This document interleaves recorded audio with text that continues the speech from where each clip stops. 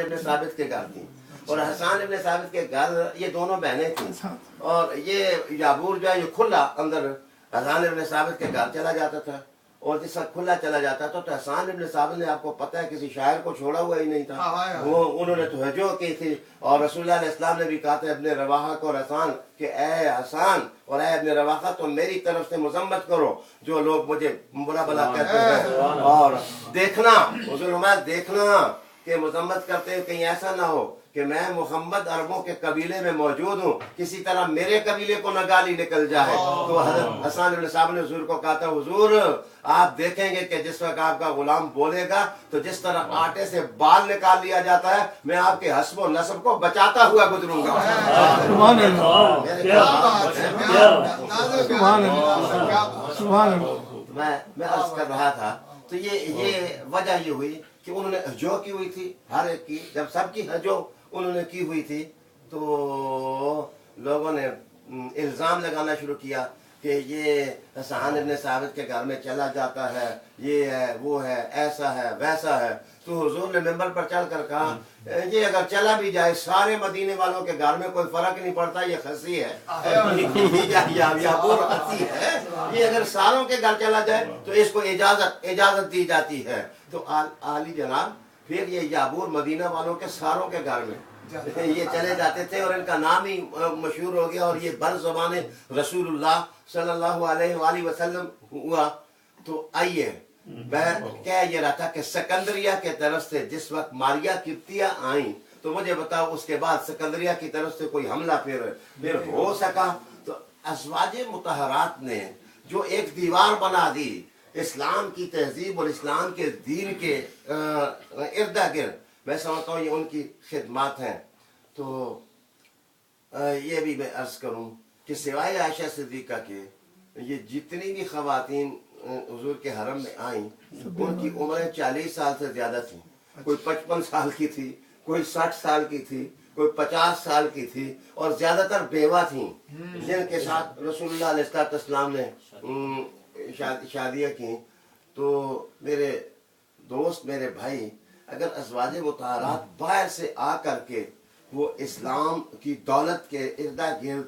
انہوں نے چوکیداری کا جو نظام قائم کیا تو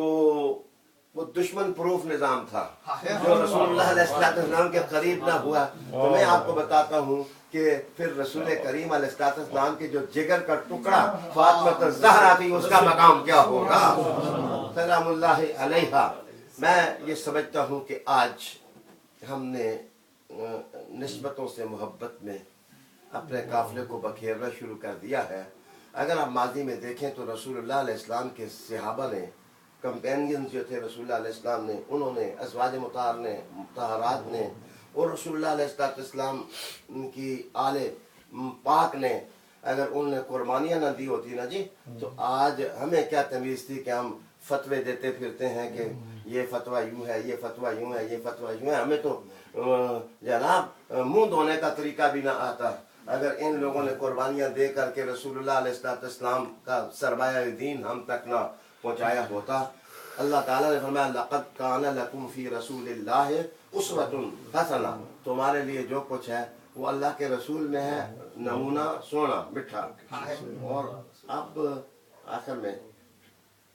مجھے تو نہیں معلوم تھا کہ میں درس بھی دینا ہے اور الحمدللہ آپ سارے مل کے تو میں نے کہا بجائے ادھر ادھر کی باتیں کر رہے کہ چلو میں قرآن مجید کی تھوڑی سی باتیں آپ کے سامنے کر دوں یہ جو اسوہ ہے نا یہ اسوہ لفظ 3 طرح پڑھا گیا ہے اسوہ اسوہ اور اسوہ اور یہ اسوہ کا معنی ہوتا ہے نمونہ اور اسوہ کا معنی ہوتا ہے امامت جس کو آپ بولتے ہیں لیڈرشپ اور اسوا اگر اس کو پڑھ دو تو واہ واہ بالا لکھا ابن منظور نے لسان العرب میں وہ لکھتا ہے کہ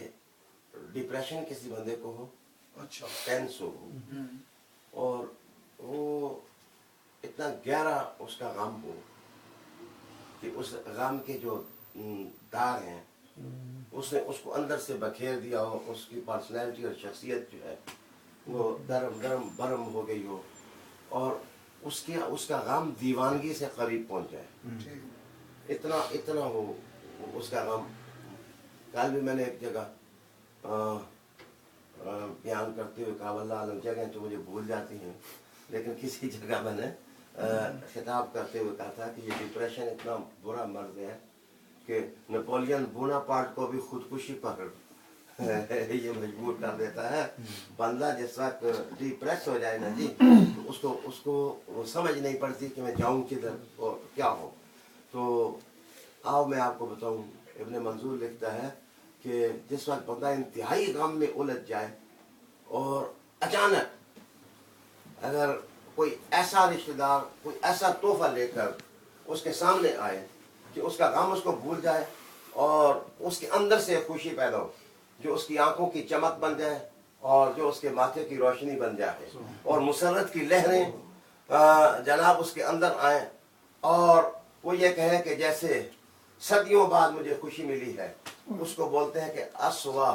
उसको बोलते हैं कि असवा, कि जिस वक्त गम को इतनी खुशी दे दी जाए कि वो खुशी बंदा समेट ना सके। तो रब्बे सुल जलाल ने कहा कि तुम गमज़दा हो, तुम परेशान हो, तुम डिप्रेशन में हो, तुम अपने आप को बखेर चुके हो, गुनाहों ने तुम्हें ज़ेरो ज़बर करके रख दिया है, या माशी माशरती परेशानियों ने तुम्हें उखेड़ करके रख दिया है, तो घबराते क्यों? तो मेरे रसूल के पास आ जाओ, मेरे रसूल के देखने ही से अल्लाह तुम्हारा हर हम जो है वो गलत हो जाएगा। आज मैंने एक हदीस शरीफ में पढ़ रहा था कि देखें